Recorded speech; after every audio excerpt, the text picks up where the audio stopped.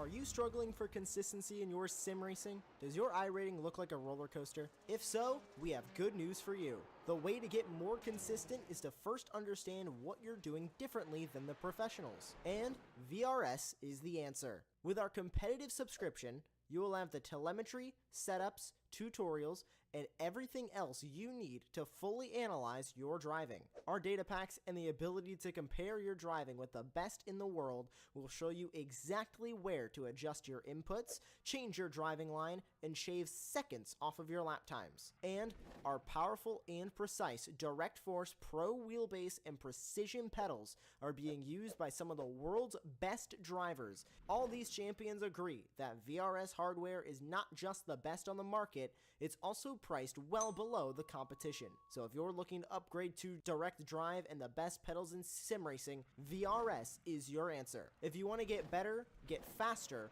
and make it happen sooner rather than later, you owe it to yourself to find out why so many people are switching to VRS. You'll be so glad that you did. Visit www.virtualracingschool.com and learn why the best use VRS.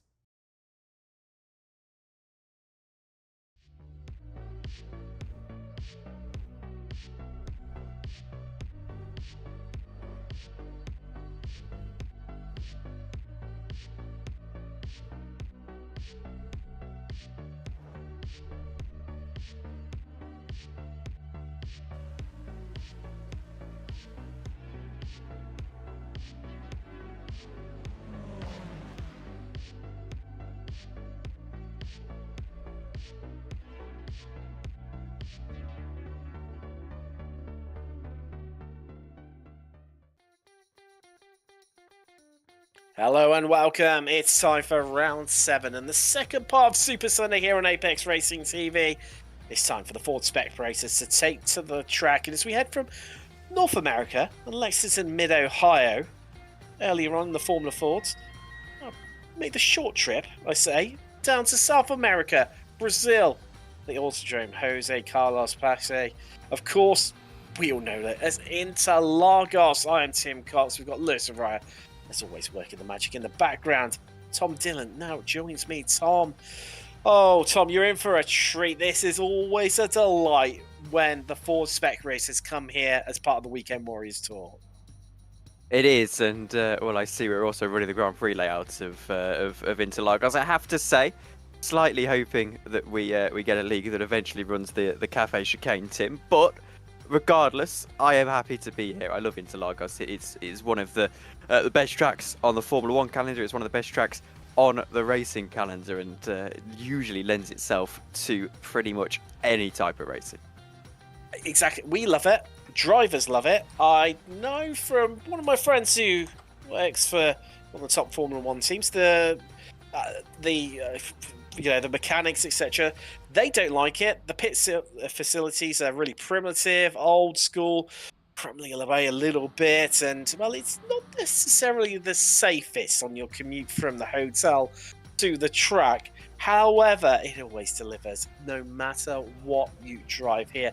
Before we get underway with the proceedings for this evening, let's just head across into the championship standings. First off, it's Spec 1, and Marco Panero, well, would it be any different? He leads the way, 599 points. Nearly at that magic 100 ahead of Jason Green. Megan Overstreet lies in third. It's Lasky in fourth, not too far behind Overstreet, in fact. Bradford Gould, he's having a season to remember, lying in fifth at the moment. And Walker of Evandro Dantas.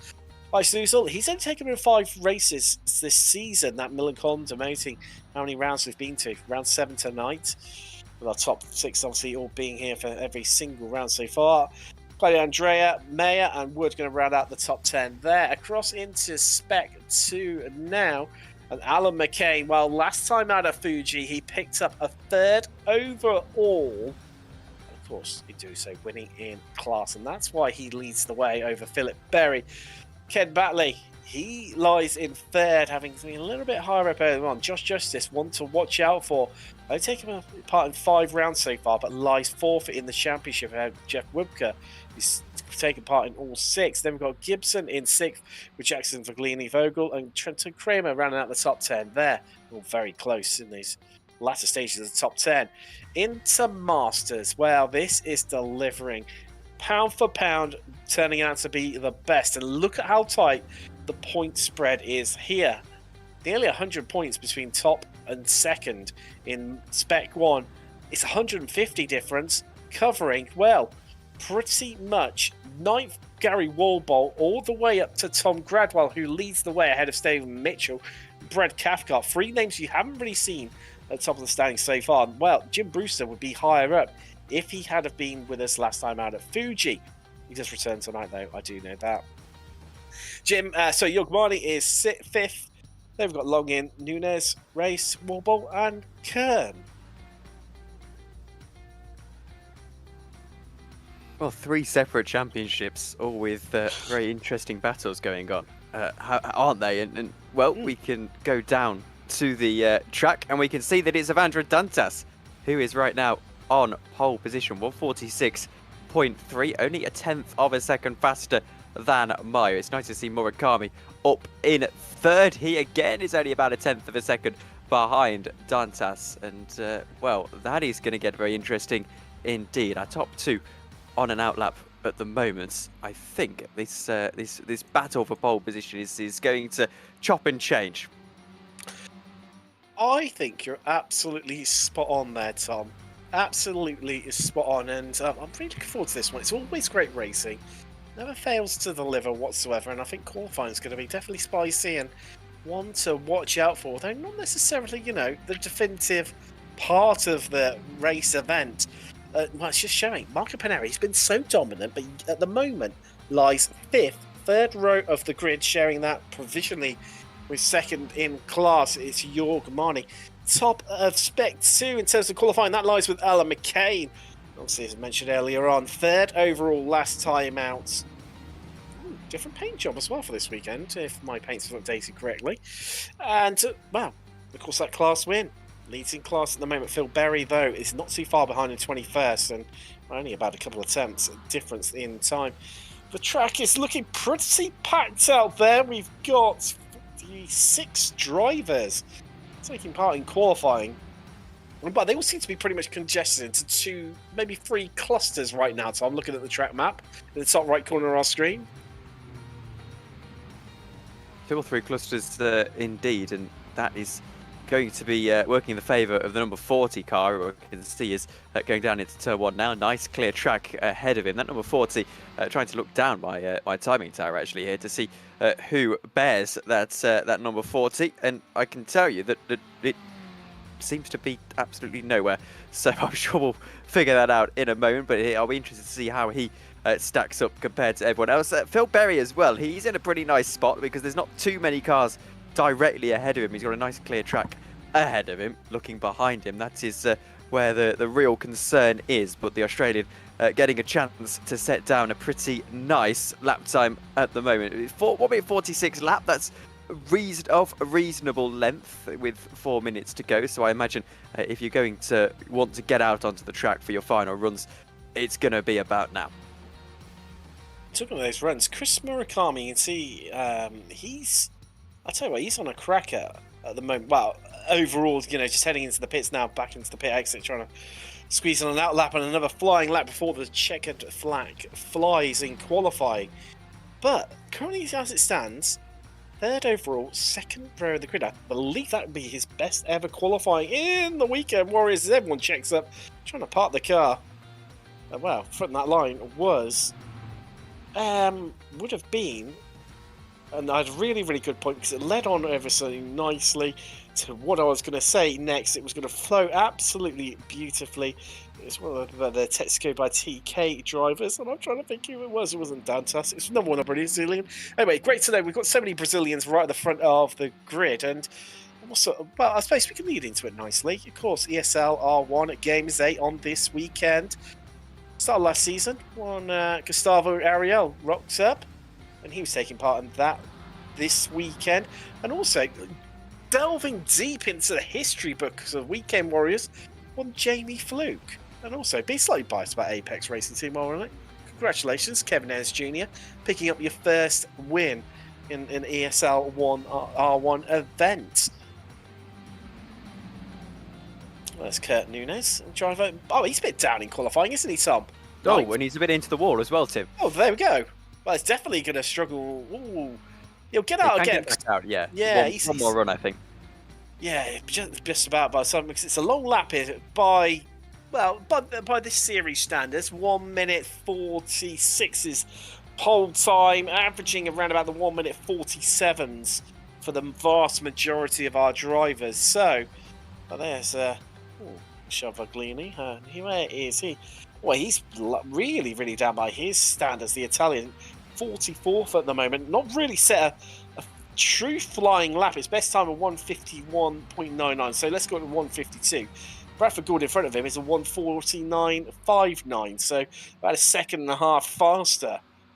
Jason Green improved. He's well down. He's down in 12th. There's a lot of people out in position, I'd say, by qualifying standards. I was just thinking that, actually, and I was going to bring up the point of Hjorg, Marnie, and Megan Overstreet, as a matter of fact. She was quite far down the order, recovers back to 10th, and Hjorg has got himself back up to 6th. So a slightly shaken up order, though. If you think about it, perhaps that's not to be unexpected at this stage in qualifying, because we're a very different racetrack to what we've raced over the last couple of weeks. Obviously, Fuji last week is a very big racetrack, but we've also been racing at a lot of very small tracks, haven't we? So actually, the driving style of a proper Grand Prix circuit like this one is going to be slightly different. I suppose it will lend itself to a few of our drivers that perhaps we aren't used to seeing. For example, Pinheiro. I don't often see him, that's Pinheiro, not Panero. I don't often see him sat up in 4th. So it's nice to see that we've got a few people who perhaps we wouldn't expect to be normally seeing. Well, he's Brazilian. He should be going rightly so well at his home race, and also got a Brazilian on pole in the form of Vandro Dantas. There it is, Carlos Barreto. That was the Texaco Racing by TK driver who I clocked earlier and couldn't quite work out who it was. As it's normally Dudu Castro, who proudly wears that livery in the Weekend Warriors. There is he, right behind. There we go. So I wasn't a million miles off. But so there we go. We've got 4 Brazilians in the top 8.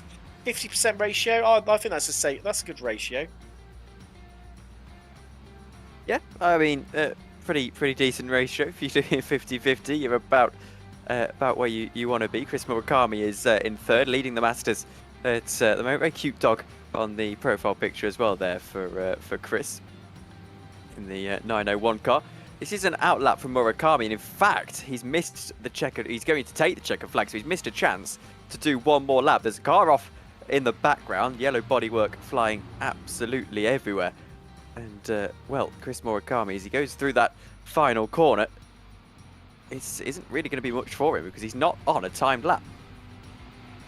Ooh, I think that might have been Barreto there, just stuck it in the wall as Murakami flew past. What is he going to achieve? Is he going to go faster than 3rd? Where he currently lies. It's only... Oh, well, no, he's bailed into the pits. Well, I mean, it was slim margins anyway between himself and Simon Mayer, who said, I think that's going to be his best ever qualifying. I'll tell you what, there's quite a few people who've had their best ever qualifying so far. And then equally, there's a lot of people out of position. Antonio raced well down. He's all the way down in 21st. That's really far down by his standards. There's Adam McCain. He's done with qualifying. That's the traditional way. Stick it in the wall. See a less play, but another driver well down, Tom, all the way down in 18th. So, I mean, I say this though. I was sort of mulling it over while I was mentioning it earlier. That top 20 is stacked with high caliber drivers in these cars. Just look at the names. I mean, the fact Marco Panero will start 3rd row of the grid, you know, it's no surprise that we've got a few people, I say inverted commas, out of position. I mean, are they really though? I mean, it's astounding, some of the I ratings up in that top 20. It's no wonder why they've not made it in some ways. Yes, and I always take iRating with a little bit of a grain of salt because I think it's not necessarily a perfect measure of skill. We've got your qualifying results for you in a moment, but I think as a general rule, the grid that we have here across the entirety of the league, not just specifically SRF Weekend Warriors, but they are some incredible drivers, and they are really well run events. I mean, a lot of these guys would probably find themselves quite far up the order in most other leagues. It's just a shame that there's a lot of really good people in one grid that stops some of them getting right up there. But I believe we'll have the qualifying results, and well, let's see just where each of these high-class drivers have stuck themselves on the grid. Just remind me, Tom, how does the skill-based matchmaking work in R Factor 2, your favourite sim? Oh, that's right. The answer is because it doesn't have one, my friend. That's why. There we go. And there we go. Well, look, here's the grid. So he could completely shut him off. I love you, Tom, really, honestly. Evandro Dantas, Brazilian on pole. Would he had it any other way? No, he's joined by Simon Met on the front row. Row 2, Murakami. He's joined by another Brazilian. It's Leandro Piero. Marco Pinero, he starts from row 3 with Jorg Mane, Dudu Castro, Carlos Barreto. An all Brazilian row 4. Your top 10, it's all American row. It's Aidan Campbell and Megan Overstreet, Tom. And, well, Andrea Favini is in 11th position, Jason Green in 12th. And then it's Bobby West and Fabio Scali on row 7. Going on to our next page of results then, row 8 is Flavio Indalo and Paolo Gori. KJ Lasky starts down in 17th position alongside Alice Blaver on row 9. It's then Andrew Love and Tom Gradwell making up an all-masters row 10. Row 11 sees Antonio Race and Alan McCain, two stalwarts of this series. They got Jim Brewster and Jeff Fritcher, another All-American row, making up row 12. Row 13 sees Phil Very and Brad Cathcart, the two Aussies, on board for this one. Michael Nelson and Chris Montgomery make up row 14, with row 15 in your top 30. Another All-American row, it's Josh Justice and Kurt Nunes. And then in 31st position is Ken Bately and Ian Gibson in 32nd. It's Caleb Pocock and Jesus A. Rodriguez in 34th and 33rd. Lucas Clement and Dan Wood make up row 18 with Stephen Mitchell and Jeff Rubka rounding out. Oh, not rounding out, you're good, you've got more. Pop Gurn is in, Adam Bradshaw is in 39th and Aaron Vogelay in 40th. And then actually, I'll just go through these last results because there's only a couple more. Bob Kern, Gianni Longini, George Camillo, Bradford Gould, Michael Valghini, and Charlie Vaccaro rounding out the grid. That took me by surprise. 46 drivers, Tim. I mean, 60 at Le Mans, most I've ever seen on a racetrack, and that was in the real world. But 46 on a track like Interlagos, I mean, that is just mind-blowing. We've the crazy thing is, we've had bigger. And that's just the Weekend Warriors all over.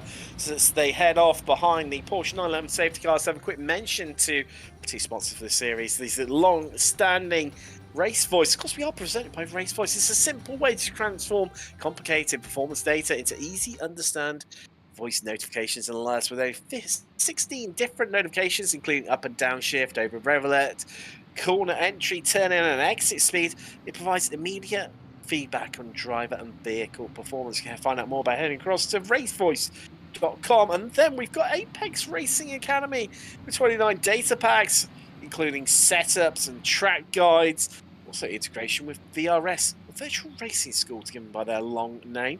They also provide weekly group coaching sessions and one-on-one coaching sessions, as well as much, much more. Make sure you check out that. Well, just clear my throat and ready for what's going to be an epic 40 minutes of racing ahead of us here on Apex Racing TV.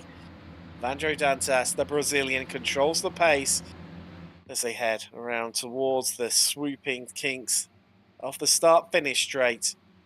Safety car going to pull in right at the last second, as it always does in this track. And then we will be going racing. Of course, there will be a pit stop. The drivers do have one fast prepared to their name to utilise. Will they have to use it?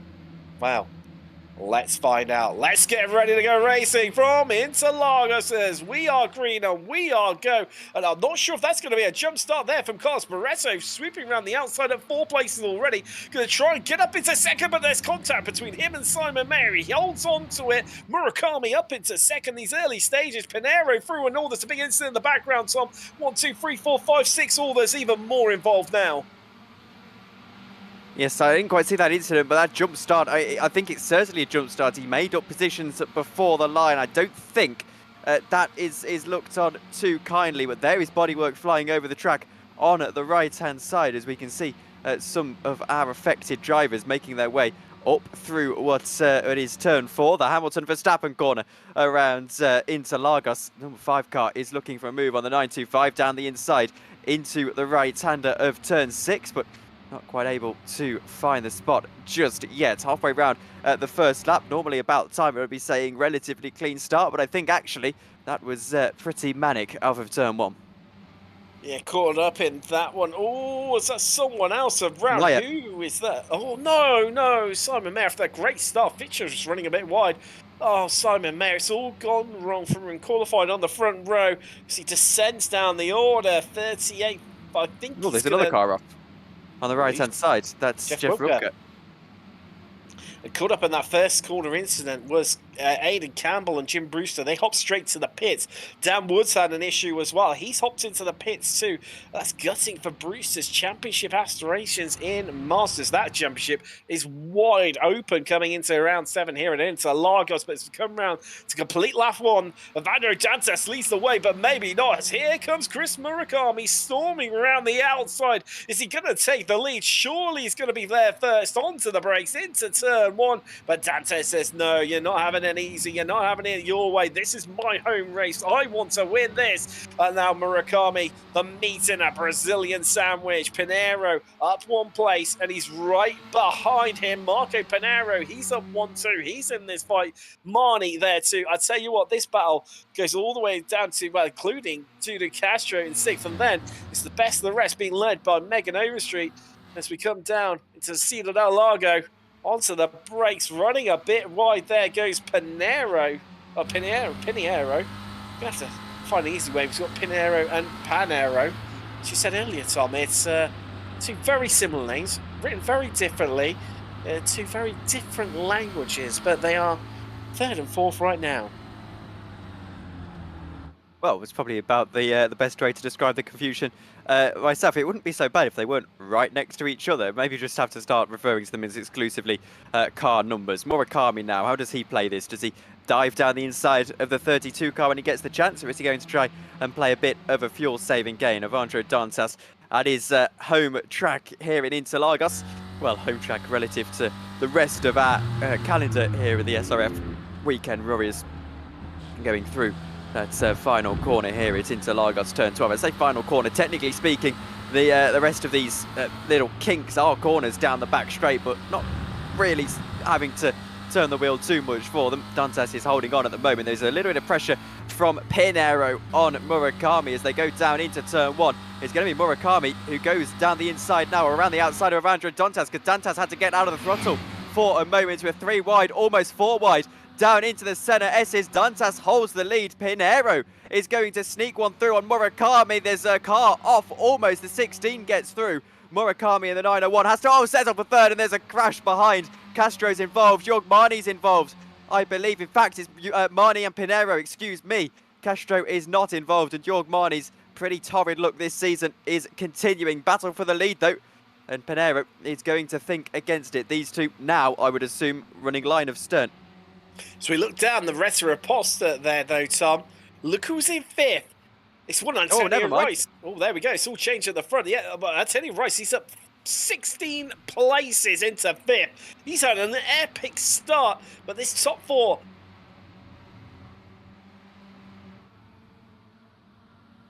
Well, Pinheiro holds on to that lead at the moment, and that lead he's only just got. Hello, Simon Mayer. Welcome to the chat.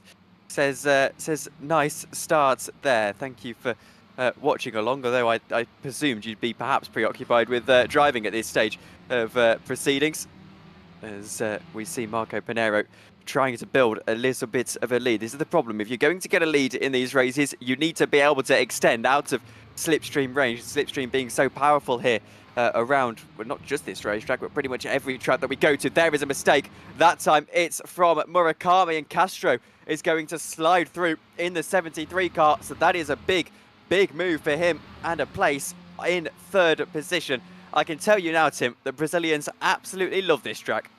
They do. So they rightly should do. It's an epic track, but amazingly, look at that. Our top 2 are well clear already. So we don't tend to see in this championship too much But what's happened? Castro and Murakami are now backed right up into that chasing pack behind.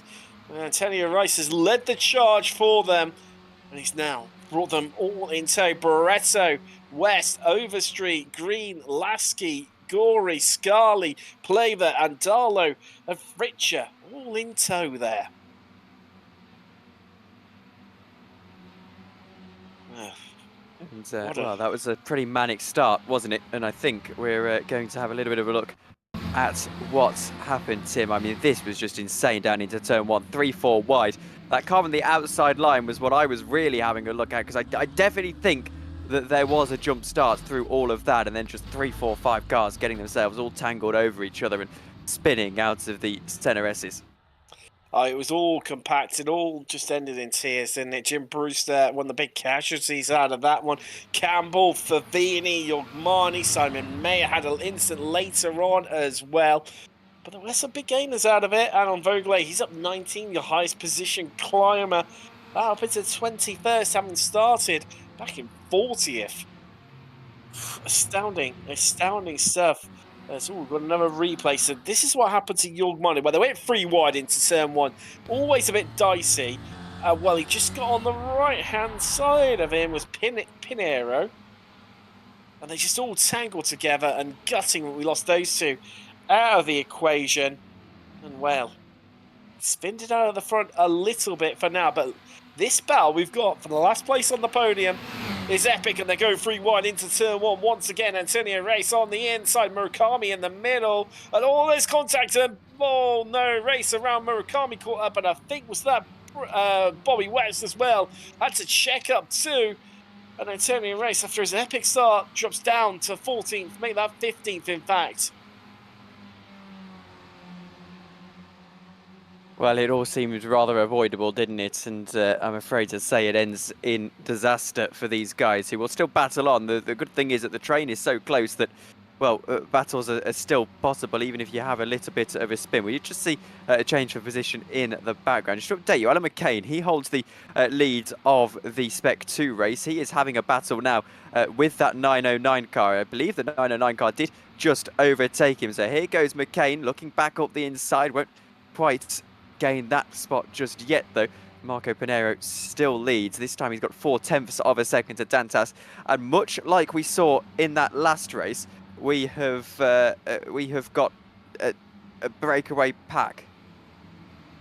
We have indeed, and well, it's Pinheiro and Dantas sailing off into the distance here in Interlagos. There they are.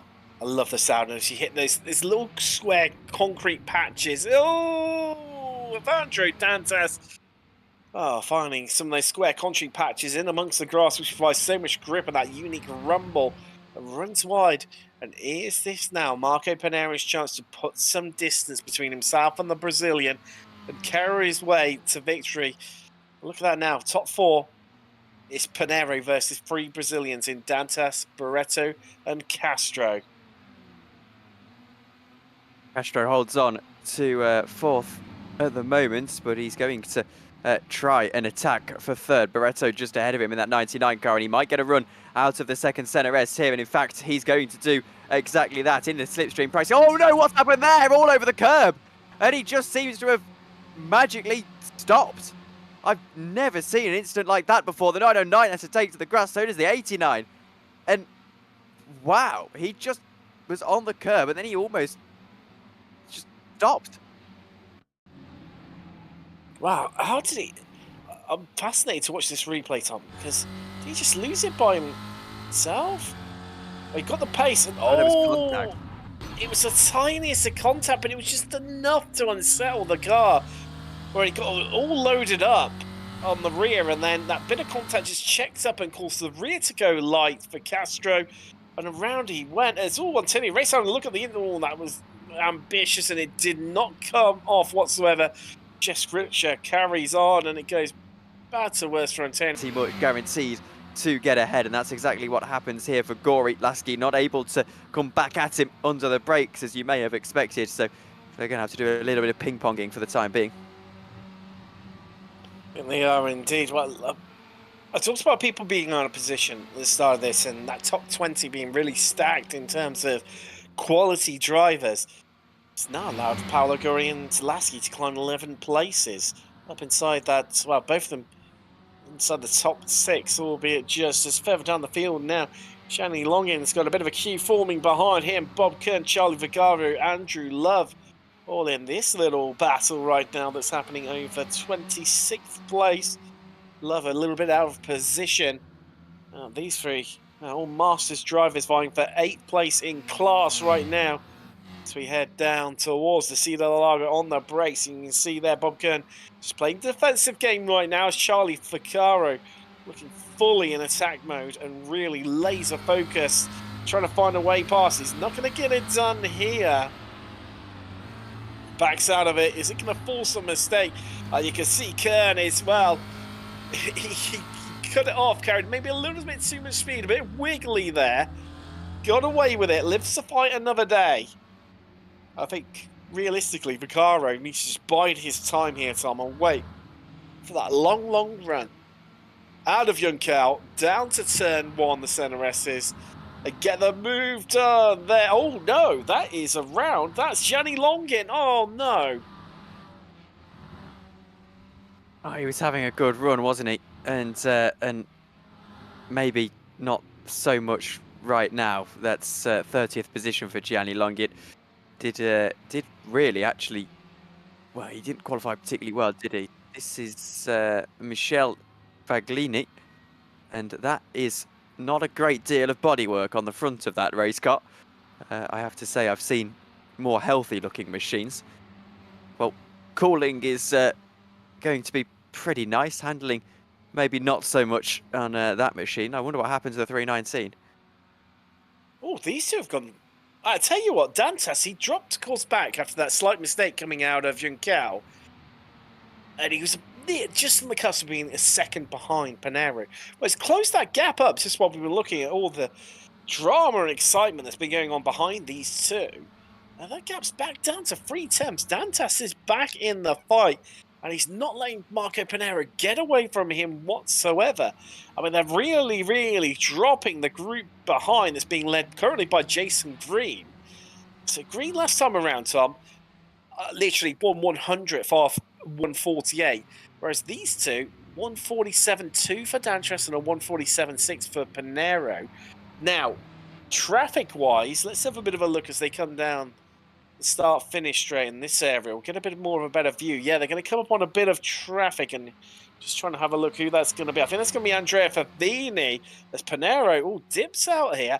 I think, do you think he's trying to fuel save his way around there? He's saying, do you know what, Vandre? Go on by. I want to fuel save this one. I'm going to sit behind you and just let you do all the hard work, create the hole in the air, and I'm just going to win this on fuel. It's a risky strategy because you can sit behind all race, and then all of a sudden, when time comes to attack, you can't find the attack. But I think you're so fast out of the second center S here that Evandro Dantas is pretty much going to be overtaken, whether he likes it or not. And Panero is going to do the overtaking, whether he likes it or not, and Dantas lets him through. So this could actually be pretty tactical, as that is a slightly comical sight, isn't it? The 319 still struggling along. We'll have to get that repaired at the stop, I would imagine. Interesting there's no black and orange technical flag for that, actually. But the 32 is back into second spot. Panero leads once again. And yeah, I think they're just going to be switching positions for the foreseeable future, Tim. I think because it's purely bodywork, that's why he's getting away with it. So, oh no, we're seeing a replay of Alan McCain here, and a 2-1-2. So he's up the inside there, and he loses the rear, getting the move done. And in doing so, he's lost the lead in Spec 2. Fabio Scarli now holds that, and in fact, it's pointing in the wrong direction on the inside there. The Resto Aposta, sorry, the Cedar del Lago, not where you want to be. And that is why he has dropped all the way down to 23rd and 6th in class, Tom.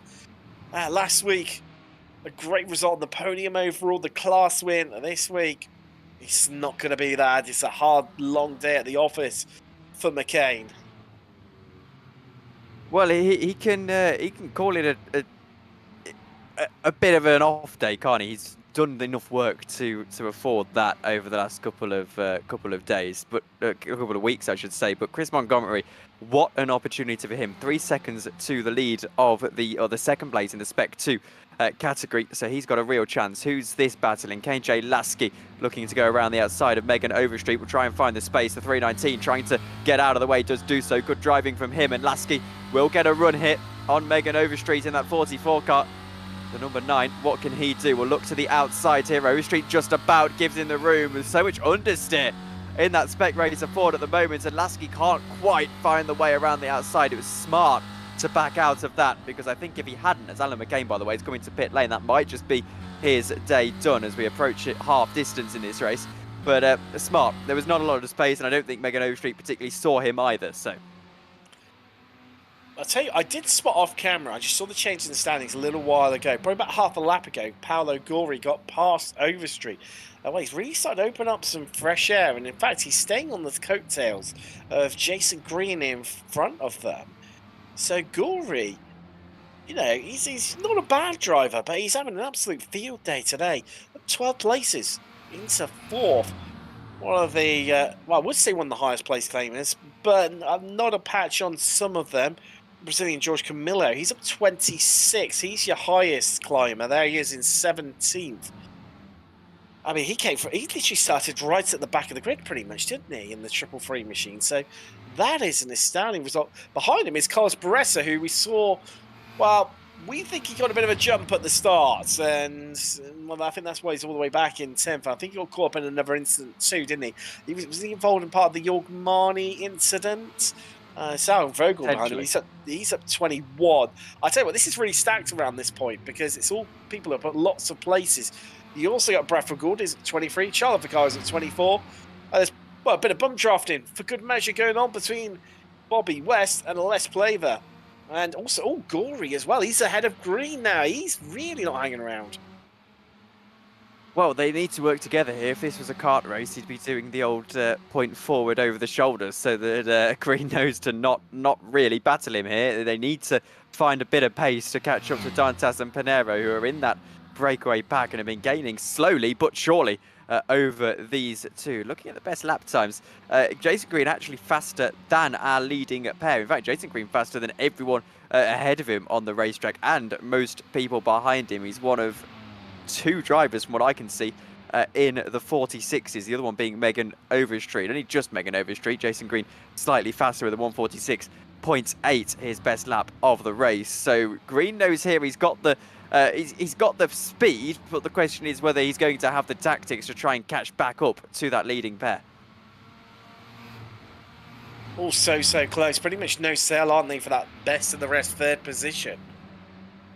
Gori, Green, Lasky, Overstreet, West, Plaver, Murakami 3rd, Downton 9-4, within half a second of one another. I will say that West is just to extend that out a little bit. Let's see Caleb Pocock, swapping his first letters of features names around there. Not good, but yeah, Pocock yet to stop, but Gradwell has, and well, I think, yeah, Gradwell will get home to the end on that one. In fact, actually, so will Carlos Barresso, who's currently in 18th. So he's your highest driver who has stopped so far in 18th. There he is. Next highest is Antonio Race. He's 24th overall, who was just ahead of Gradwell. I say just ahead of 2.2 seconds.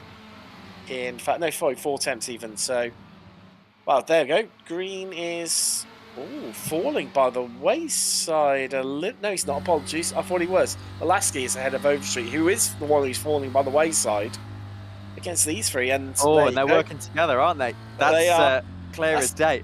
That's the fuel-saving lift and coast there, if there ever was, Tom Dillon. Yes, and well, now to prove us wrong, here goes KJ Lasky looking up the inside. He definitely is not a fan of his place in the order. Will overtake our fastest man on the racetrack and get himself up into 4th position. So not exactly playing ball, KJ Lasky, as he was down that straight. I think he was being smart, though, because he knew if he made that space, that spot there, that he was still going to stay in slipstream of Gori. And, well, it didn't really affect him too much. And, in fact, all it's done is meant that Green is losing touch to this pair. So that's worked out perfectly for KJ Lasky. fantastic drive for him. I just want to remind you where he started, right down the order. I think he was just outside the top 10, just inside the top 20. So really a decent recovery drive from him, and the podium would top this all off. They've now got to ask themselves the question, 20 minutes left in this race, 18 minutes make that, as Bobby West looks to attack Megan Overstreet. Will look to the inside line. There's not a great deal of space there. Overstreet pulls to the right-hand side to let him find the space, avoids contact, and that is Bobby West through. Superior straight line speed for him right there. But back to the point that I was making, greens in. This is what I was going to say. You've got to start to think about your pit stops now. Overstreet falls into, I do wonder, Tom, if she's carrying a bit of damage, because she's really lacking in that straight line speed. Of course, the drivers do have one fast repair to their name to utilise. Those two are yet to start. Chris Montgomery, he's into from second in Spec 2, 15th overall. In fact, there's a bit of a gap back. So Josh Justice, who was lying third in class, he climbs up through the order, but of course yet to stop. There he is. Himself promoted. He's now at 15 places. Yeah, Gory and Lasky, saying about their recoveries, both started, well, both up 13 places, apologies, starting 26th and 27th respectively. So they've clearly been working together to pick their way through the order. Of course, that turn 1 incident did definitely help them all out. I mean, even then, it's just blind luck, really, isn't it? You know, you've got to pick a lane and just pray to the racing gods that you're able to make it through, and well, for those drivers, they were able to do so. Because there they are, and they're starting to really get away from Bobby West. Well, I suppose that's because, of course, we've lost Jason Green, who was like the linchpin, wasn't he, between these two and West, who's behind. And of course, Overstreet was in that little battle too. Lasky is looking very racy as we see more cars, I would assume, coming into the pits this time by. Is Lasky going to find a way through? Is Lasky going to force his way through all the way from outside the top 10 to the podium? And he is gaining at a rate of knots on that number 80 car, and indeed the attack is going to come, or he's going to come into the pits, and in fact it is the attack. I don't think you're, strictly speaking, if there were strict stewards, allowed to do that, but he has done it, and he's through into third position, cutting all across the pit entry line. Now, for my mind, Tim, if you go over the pit entry line and you're all four wheels into the entrance to pit lane, you have to pit, but I'm sure the stewards will allow him that one. You can get away with it in iRacing. It can be a bit dicey at times when you're getting close to that wall. These two still go side by side, not giving it an inch, and Gory back ahead of Lasky. Now, I spotted Tom, that front left, as you look at it from the camera angle, front right for the driver of Kane Lasky is carrying a little bit of damage that will affect his top speed. Not that you necessarily guessed it as he made that move into turn 1. However, I think that's why Gory was just so easily able to waltz past him down the Red Aposta, compared to, you know, maybe other parts of the track where he's, you know, hasn't got the overspeed in that slipstream. So Lasky really working hard right now to stay in touch with Paolo Gory. Well, I spoke earlier about how we had so many Brazilians. We had 3 inside the top 4. Now it's 2 Italians in the top 3 and just 1 Brazilian. Well, Paolo Gory, as we just mentioned, has got himself back through. So the Italian fighting hard against Kane Lasky. If I was Kane now, depending on where there are cars or where I'm going to come out, this is what your sort of crew chief app will tell you, or indeed your race voice app might tell you, then maybe he comes into the pits now and is able to help himself to that spot on the undercut. We'll see if he is indeed going to cut pit entry again. He does. That'll allow him through, and I don't like it. I know he's within his rights to do it in this this simulation, but from a wider racing perspective, it's my opinion that that's not part of the racetrack, so you shouldn't really be making a move there. There's a lock-up that's going to allow back around the outside Gory, and he gets through onto the curb. We've got a flurry of pit stops behind, but Gory is back through.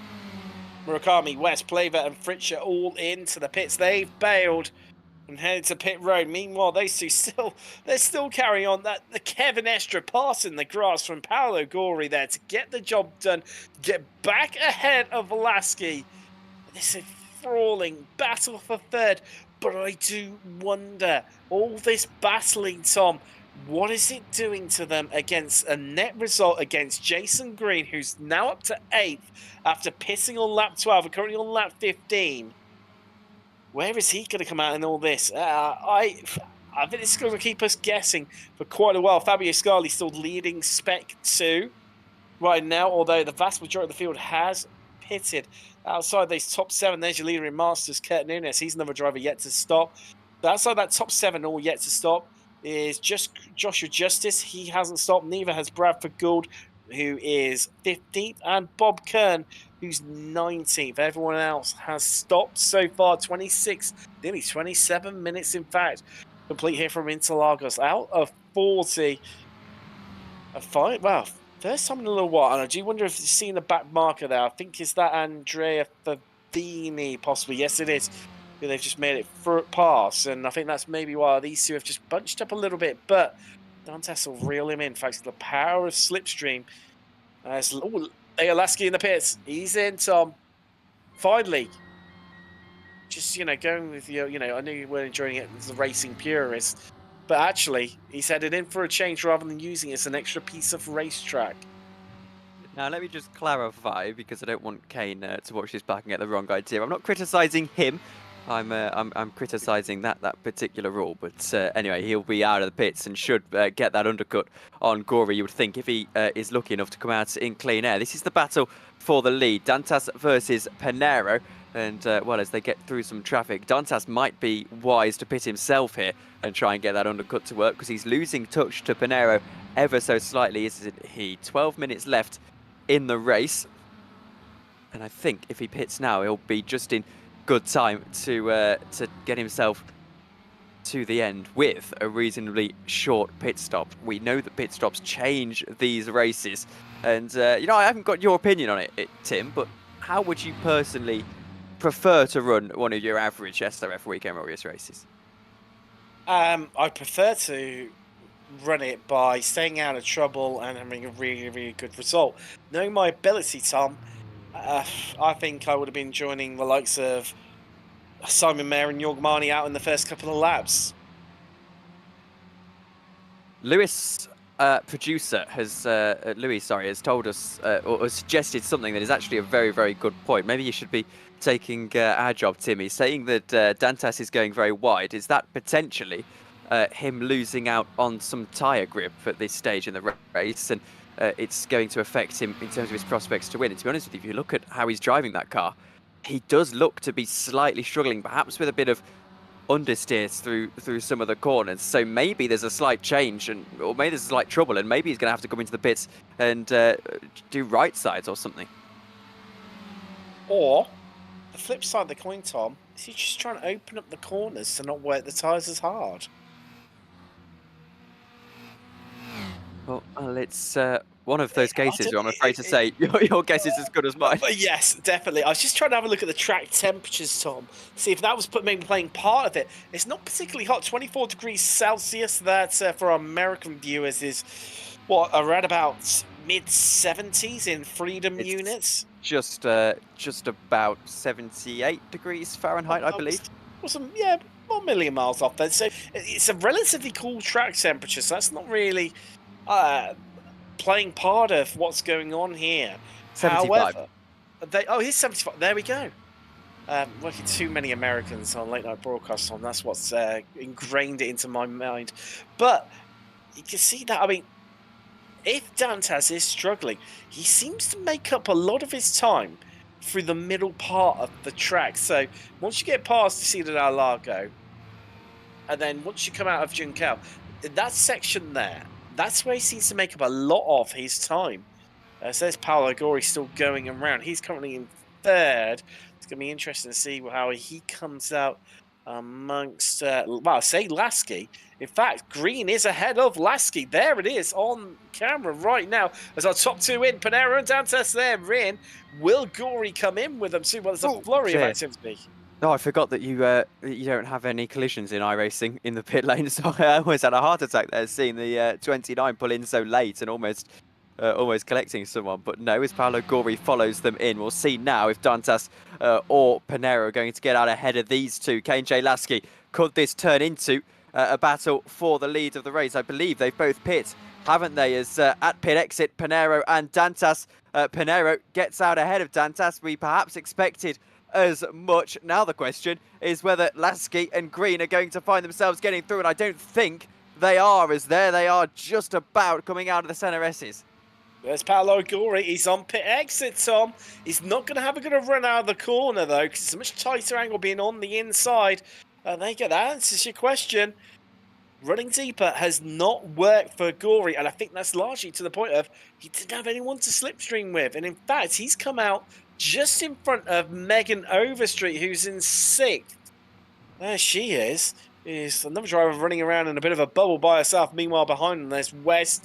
Let's play that, trying to make up a place there against Flavio Andale. Murakami not too far behind. Murakami dropped down through the order, of course. Started up on the second row of the grid in 3rd. Now down to 10th. I'm just having a look. Only a second and a half down the road. Not even that. From this little group here. I think will come right up on the back of them. It's Bradford Gould. Oh, he's yet to stop. That's why.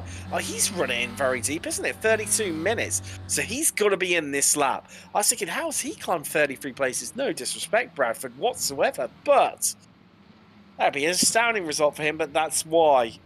Yeah, no disrespect. It's just an incredibly unlikely achievement. I mean, 33 places would be incredible. And he will still gain a few, I think, if he does stop. If you're running in slipstream for the majority of the race, I'd wager that you can gain quite a bit of fuel, to be honest with you. So the 32-minute mark doesn't particularly surprise me. Interlagos also doesn't strike me without having the numbers to hand as a particularly fuel-heavy track. This is Lasky on green. Lasky surely now chooses to go for the move. Surely this is gloves off stage. You're not concerned about fuel saving at this point, and KJ Lasky indeed doesn't decide to go for the move. Bobby West will go for the move, though, this time on the inside of the 145 of Andalo. Gets that spot, 8th position for Bobby West. Well, he's actually, I've just spotted Tom, because I was thinking, who's that in front of him? That's a Les Plaver, who was behind Flavio Andalo about this point last lap. So he's jumped 2 places in the course of 1 lap as the Cheshire driver. So he's definitely flying this last stage. But I think, Tom, this is where tactics starting to come into play. It's positioning yourself that you're in the right place and the right time to make that run to the line and get the jump. We've seen it so much so far this race. Notably, that Lasky and Gori battle that we saw, where Lasky, despite having that little bit of damage to the front right as we look at it, front left of his car, I think it was, from memory. No, the opposite way around. Left-hand side as we looked at it, front right of his car.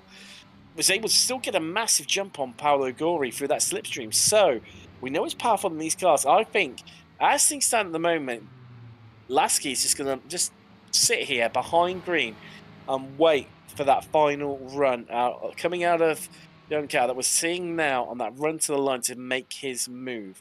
Could be wrong. Could be wrong. As you watch, he's probably go straight past him now.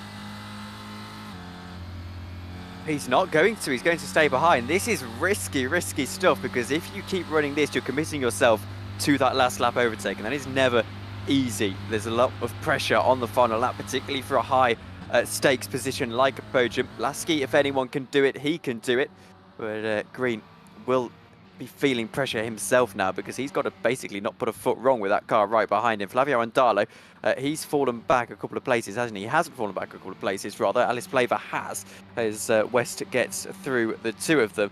And, well, that's an interesting battle. This is Scarlett on the outside, rather, of Gradwell. That's for 13th position. Gradwell on the Masters podium. Your Masters leader at the moment is Chris Murakami, by the way. And Josh Justice, he's in 16th position. He's in the Spec 2. Jesus Rodriguez into the pits. Second stop of the day, that, Tom. Stop. Yeah. Underfueled, I would assume. Yeah, he was only stationary for about 8 seconds last time, so that was a massive underfuel from him.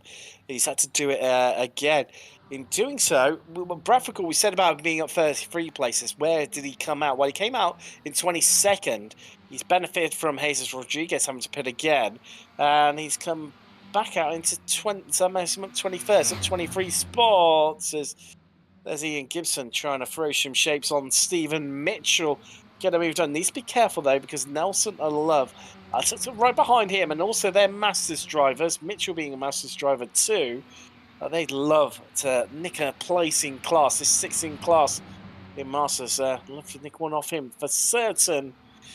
Gibson, well, it's always the trouble, isn't it? If you don't get your move done, when everyone's so tight and so competitive like this, you don't gain a place. You end up losing a place, and ooh, are they gonna? Is Lasky? Do you think maybe just Green just backing out a little bit and trying to let Lasky through? It's a game of chicken almost. It could be. The two of them are pretty inseparable at the moment. They've got plenty of time to play with as well in terms of going behind. So could be a game of chicken between Green and Lasky. We'll wait and see. Will Lasky back himself to defend into that final lap though? That would be my next question. There he is, and you can see the lift and coast being employed. I mean, if you're Jason Green, are you going to start to think maybe I'll going to start to play a few games here? You know, get on the brakes about 25 meters early. See if I can just let Kane J. Lasky know that if he's going to make the move, he's going to have to do it quickly. Never mind, because Kane J. Lasky slides it up the inside, decides that he can back himself, defending for the last couple of laps, and he's going to get that position. So now I can say that that can of worms has been opened and that it is gloves off between the two of them.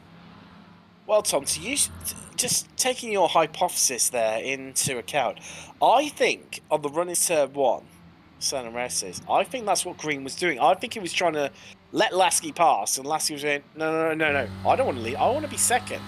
And I think getting there, Green, just allowing him to come alongside and then just getting on the brakes early, let him pass, so he can be in that powerful position. But then, like you say, it's a big old gamble. You need to absolutely nail that final lap. As we look back from Jim Brewster right now, where's Jim? Oh, there we go. They are just behind us, aren't they? That's who we're looking at. That's why producer Lewis has given us this camera angle. And what are they going to do? They go, well, Lasky on the inside there. They appear across the crest of the hill. As well, Green just backs out of it once again. This is the final lap as well. This should be the final lap as well, shouldn't it, Tim? Oh, wow, spotted. White no. flag in the air. Yeah, you're spot on. Oh, yes, no. it will be. I shouldn't second guess myself. A minute and a half to go. No, I think you are right to second guess yourself, because Marco Pinero leads, and he is a third of the way around the track. I think you're right, Tom. I think this is it then. As Lasky's going to get overtaken around the outside, he holds onto it, runs wide, Green, all the way onto the curb, so there's no real harm. They're going to stay side by side virtually throughout the entirety of this Sector 1 into Sector 2. Can Green find that space around the outside line? Lasky is going to hold on to it for the time being. This for the podium. This for the recovery drive of dreams from Kane J. Lasky on what we should see as the final lap. The question is, as we should take a break from this battle for a moment, I want to see where Pinero is, Tim. He's 2/3 of the way around the track, and I think he's backed out of this a little bit one time. 30 seconds left on the clock. A third of a lap. Oh, I tell you what, this is going to be knife-edge stuff if he can make it across the line in time or not for us to go one more time here into Lagos. It's going to be close to over 20 seconds. Oh, I don't know which way this is going to go, Tom. I think he's backing out of it. I think he's... Yeah, I don't know. Not from here. I don't think... Oh, it's checkered flag. Out. It's going to be checkered flag, but how? Because he's going to cross the line in time. There's 4 seconds to go. He crosses it. He's crossed it before the 40 minutes is up. What has happened there? It's Kane J. Lasky. He's going to try and hold on to third position. What can Green do around the outside? They photo finish to the line. He crossed the line before the 40 minutes was up, and he's still taken checkered. It was... he must have literally just about done it. Oh, wow. Incredibly close stuff. Kept us guessing right to the line as... Well, Murakami wins Masters. Scarlett is going to win. Well, he tries to nick a place right at the line off of Gradwell. Just under a tenth separating those two. As Josh Justice is going to pick up the Spec 2 victory. There comes McCain across the line, second in class. Another run to the line between Cathcart and Ken Batley there. Those two incredibly close. What definitely is trying to pick up on all of these as they come across the line. I'm not sure if there's anyone else going to gain any places. I'm looking further down through the order, Tom. Oh, it could be, yes, done. So I've watched it in slow motion, Tim. He crossed the line at 39.58. The checker flag should not have flown then. Oh, It was clear as day. wow. So isn't that interesting? Well, clearly iRacing thought that the pacing must have been... Well, he was doing a decent pace on that last lap of 47.7 for Pinero on that final lap, Tom. So I should say it slightly depends. Which one is our timing line here? Because there's two lines. There's the big, like, sort of the big line here, if you see this first one, and then there's that second one that's about 10 meters down the road. This one, then that one. Which one is the line? I think it's the second. It's wherever the flag waver is. That is your finish line. Well, the flag waver's on the first one, isn't he? Tom, you're really digging deep into my circuit knowledge now. I'm trying to... Wow. Either way, bizarre. Marco Pinero wins, and well, it must have thought that he was going to get around. You know, he wasn't going to get around in time, and that's why it must have flown the white flag, thinking that was it, going to be it, and that's why it ran so close to the clock. But I mean, if it had gone another lap, I think there might have been a few people very, very close on fuel. Either way, let's run you through some results. Marco Pinero wins. Dantas second. Lasky third in the end over Jason Green. Fourth. Paolo Gori, great result for him in fifth. And Overstreet West Plaver. Murakami wins Masters. Ninth overall. Flavio Darlo going to run out of the top 10, Tom. And in 11th spot is Antonio Rice, Jeanette, Jeff Richter in 13th. Tom Gradwell rounds out the Masters podium.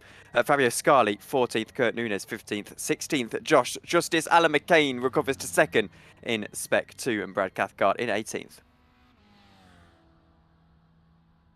Who is...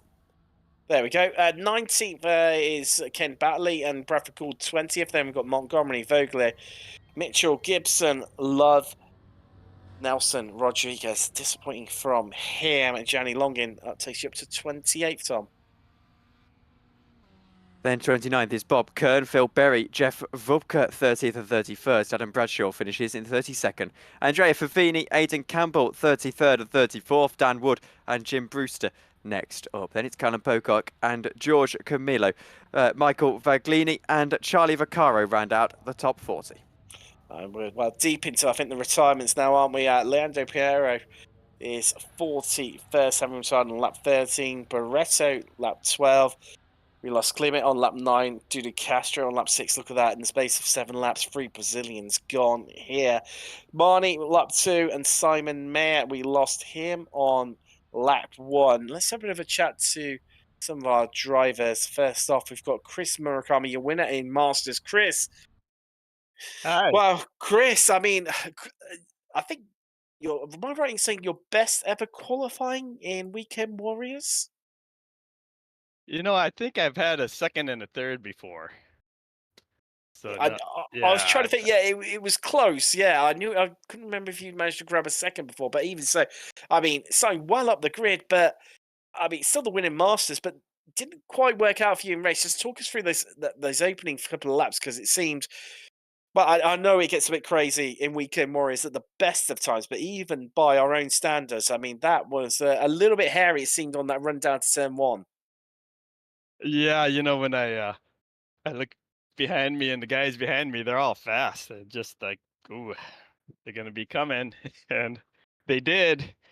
And so yeah, I just kept on falling back, and it was, and then there was, I think on the 4th lap or 3rd lap, there was an accident in turn 1, and I got caught up into it. I got a 4X, and it put me up there to almost like I think 8X, and so the rest of that whole thing, I had to just kind of trail the guys and stay out of trouble, which I luckily did. And I mean, you say about, having all those, really fast guys behind you. All the more credit to yourself in terms of that qualifying lap and the time that you set. I mean, we spoke about it during commentary in qualifying. Top 20. We said about Antonio Race that he qualified 21st. And we all know he is no slouch. You know, you've had some great battles with him for this season, but with that top 20 was completely and utterly stacked. I mean, I mean, from sort of that point onwards, you say just having to play the numbers game a little bit. Were you tempted to try and alter your pit strategy a little bit because of that, or get out in some fresh air, or was it just a case of just see what happens and work with it on the fly? Oh, well, that was pretty safe. I can't recall who I was behind at Ellis, and pretty much I was keeping that pace. So I felt comfortable there. And we actually started getting a little gap between um, the guy behind me. So I felt good. So just continue all the way, because if you don't get a draft, you'll lose time. So that was my whole strategy, and just not get another someone bump me with the 4X, and that would put me pretty much out. Well, congratulations, your first win of the season in Masters, and from my notes, second time on the podium this season. Yeah, third at Phillip Island. Congratulations, that's Chris Murakami there. Thanks, guys. Well, Tom, nobody else Well, I joining us. have one more final point to make on the Please start do. line, finish line controversy. So it does appear that it is the second line. If that is the case, and I think he just clipped it as it switched to 40, I'd need a different angle, but there you go. Either way, a fantastic drive from our race winner. And to be honest with you, I don't think an extra lap would have changed much in terms of his chances at winning. No, I completely. That's one thing we can definitely agree on. But other than that, behind them, I mean, that bit against them really, really shook things up, and a real shame it did. Because I think, well, I dread to think what the finish we could have had would have been like. But in the end, Marco Pinero walks away with a victory. Yeah, to make it 3 wins on the bounce, and in fact, that is his fifth win from 7 so far this season. Astounding stuff from him. But whilst we round things out here for Super Sunday, the second of the Weekend Warriors, thanks very much for joining us. I've been Tim Cox with Tom Dillon and Lewis Wright, and we'll see you in a week's time on the tour. It's to North America and to Charlotte. We'll see you then. Good night.